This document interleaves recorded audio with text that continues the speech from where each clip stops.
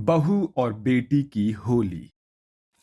चलो अच्छा है, जितने उधर गैस पर दूध उबल रहा है, इधर बर्तन मांज लेती हूँ। तभी उपासना की सास कादम्बरी रसोई में आती है और गैस बंद करते हुए गुस्से से कहती है, उपासना बहू, ध्यान किधर है तेरा? अभी सारा दूध गिर जाता, अभी सारा दूध निकल जाता तो। जी माँ जी, क्या मैं वो कितनी बार कहा है, जरा जल्दी उठो, लेकिन बहू रानी की नींद खुले तब तो। मेरे तो कर्म फूट गए ऐसी बहू ब्याह कर। कादम्बरी का बर्ताव अपनी बहू के प्रति बहुत ही कड़वा था। वो हमेशा ही अपनी बहू उपासना को छोटी से छोटी बात के लिए भी सुनाती रहती थी। बेचारी उपासना अपने दिल की बात किसी से नहीं कहती थी। क्या अब ऐसे घूर के रही है? जल्दी से चाय बना कर ला। जी माँ जी। सास के डर के मारे उपासना सारे काम छोड़कर चाय बना कर देती है। माँ जी चाय। पापा जी चाय। धन्यवाद बहू, जुग जुग जीती रहो।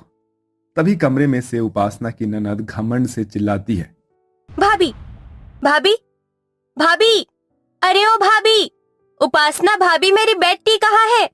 ये क्या बहू, तूने अभी तक मेरी बेटी को उसकी बेटी नहीं दी? बोलो भला, तुझे पता नहीं उसे समय पर उसकी सुबह की चाय नहीं मिलती तो वो चिड़चिड़ी हो जाती है। कादम्बरी को बड़बड़ाता देखकर ससुर ने कहा, अरे भाग्यवान, अरे कभी तो बेचारी बहू से मीठे मुंह बात कर लिया करो। अरे जब देखो उस पर बरसती रहती हो। अरे ये बेचारी एक सवेरे की उठती है, सारा दिन एक पांव पर नाचती रहती है, और निधि करती क्या है? यहाँ आकर भी तो चाय पी सकती है। देखो जी, मेरी बेटी के बारे में कुछ मत कहना। और क्या हो जाएगा जो ये महारानी जाकर उसे कमरे में चाय दे देगी? उसे ये छोटी तो नहीं हो जाएगी? ये आई किस लिए है ब्याह कर? बहू का धर्म और कर्तव्य होता है ससुराल वालों की खुशियों का ख्याल रखने का। अपनी सास की सोच को जानकर उपासना को बड़ा दुख होता है। वो नम आंखों से चाय लेकर अपनी ननद के कमरे में आती है, जो पैर पसारे बैठी हुई फोन पर लगी हुई थी। हाँ, मैं जरूर आऊंगी होली पार्टी में। वैसे पार्टी की थीम क्या है? ओह दैट्स ग्रेट यार, अच्छा चल मैं करती हूँ। ये लो निधि, तुम्हारी बेटी। ननद को चाय देकर उपासना सबके लिए नाश्ता बनाने लग जाती है। तभी निधि अपनी माँ से कहती है, मम्मी, मुझे कुछ पैसे चाहिए। मेरे फ्रेंड्स होली की पार्टी थ्रो कर रहे हैं, सो मुझे अपने लिए शॉपिंग करनी है। लो, ये भी कोई कहने की बात है? बेटी तू रुक। कादम्बरी लॉकर में से पैसे लाकर अपनी लाडली बेटी को दे देती है। ये ले बेटी, इतने में तो हो जाएगी ना तेरी होली की शॉपिंग? 50,000 है। तभी वेद भी आ जाता है। अरे निधि, तो अपनी भाभी को भी साथ ले जाना, वो भी होली की शॉपिंग कर लेगी। बहू की बात होते ही कादम्बरी बुरा सा मुंह बना लेती है और बहाना मारती है, अरे बेटा, तू क्यों चिंता करता है? हम सास बहू साथ में होली की खरीदारी कर लेंगे। ये सुनते ही उपासना के मन में होली के सपने सजने लगते हैं। तभी कादम्बरी बड़ी सफाई से बोलती है, सुन बहू, पूरे घर को होली के लिए अच्छे से झाड़ बहार देना।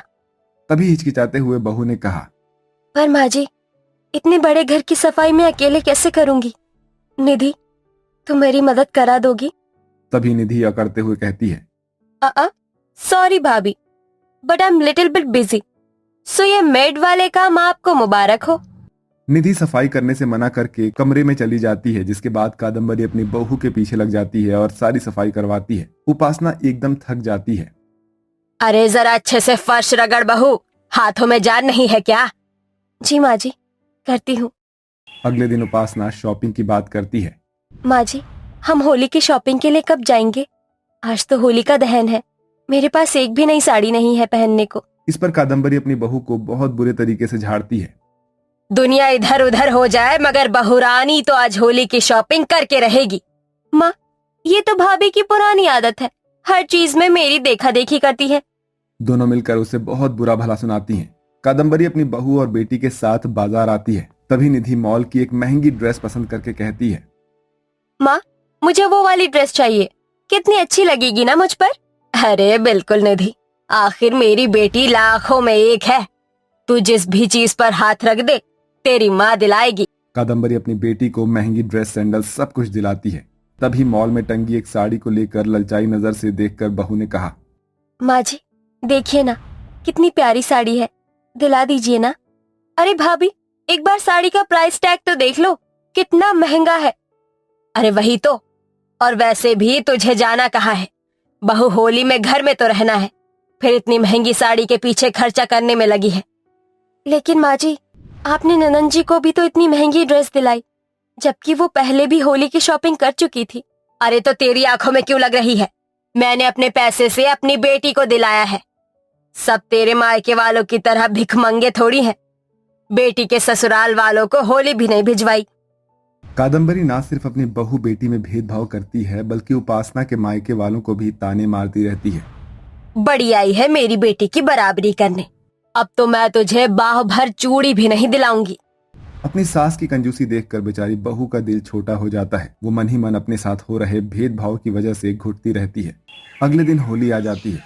कादम्बरी अपनी बहू को तड़के सवेरे ही उठा देती है। बहू, अरे ओ बहू, चल उठ जा। जी माँ जी, उठ गई।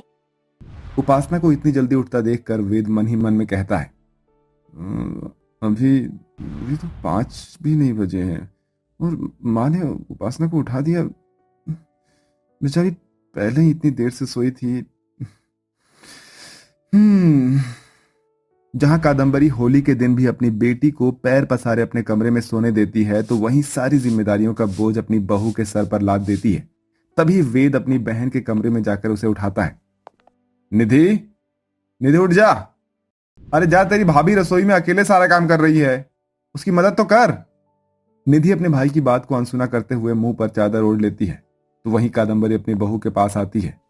सारा काम हो गया बहू, तो अब होली के पकवान बनाना शुरू कर दे। गुजिया, मालपुआ, पापड़, कचौड़ी सब कुछ बनाना। जी माँ जी।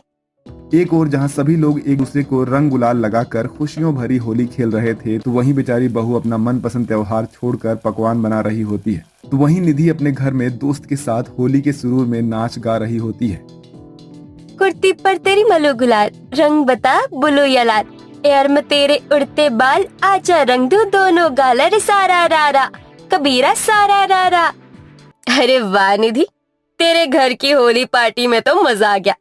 अब जल्दी से भूख लग रही है, कुछ खाने को मिल जाता। हाँ यार, मुझे भी भूख लगी है। Okay guys, you both are just carry on, मैं भी आती हूँ। रंगों में सराबोर निधि रसोई में आती है और बड़ी ही घमंड से अपनी भाभी को ऑर्डर देते हुए कहती है, भाभी जल्दी से एक प्लेट में गुजिया और मालपुआ और पापड़ भी ले आना। जलजलाहट से भरकर उपासना ने कहा, निधि, तुम देख रही हो ना कि मैं पकवान बना रही हूँ। अब अगर आई हो तो ये प्लेट लेती भी जाओ। तभी निधि की माँ कादम्बरी किचन में आ जाती है और निधि अपनी माँ के आगे झूठे आंसू का दिखावा करते हुए बोलती है, भाभी को मुझसे कितनी जलन है। मैंने उन्हें बस इतना कहा कि घर पर मेरी फ्रेंड्स आई हैं, तो जरा सा उनकी खातिरदारी कर दो। उन्होंने मुझे इतना बुरा जवाब दिया। कहने लगी, मैं तो माँ बेटी की नौकर थोड़ी हूँ। ये सुनकर कादम्बरी अपनी बेटी की बातों पर भरोसा कर लेती है और अपनी बहू को बहुत खरी खोटी सुनाती है। क्यों बहू, तूने ऐसा कहा मेरी बेटी से? तूने मेरी बेटी की होली की खुशियों में आज के दिन भी उसकी आंखों में आंसू ला दिए। देख तो जरा कैसे रो रही है।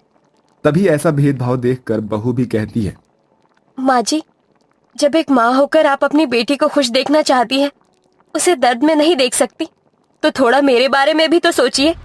मैं भी तो किसी की बेटी हूँ, फिर मैं ही अकेली जिम्मेदारियां निभाऊं? क्या मेरा मन नहीं? अपनी बहू की बातों को सुनकर कादम्बरी को उसकी तकलीफ समझ में आती है। मुझे माफ कर दे बहू, अपनी बेटी की होली की खुशियों के आगे मैंने तुझे देखा ही नहीं। ये कहकर कादम्बरी अपनी गलती को सुधारते हुए थाल में से गुलाल लेकर अपनी बहू को लगाते हुए आंसू भरी आंखों से कहती है, हैप्पी होली बहू। इसके बाद कादम्बरी अपनी बहू को रसोई में से बाहर ले आती है और सभी लोग मिलकर खुशी के रंगों से भरी होली मनाते हैं।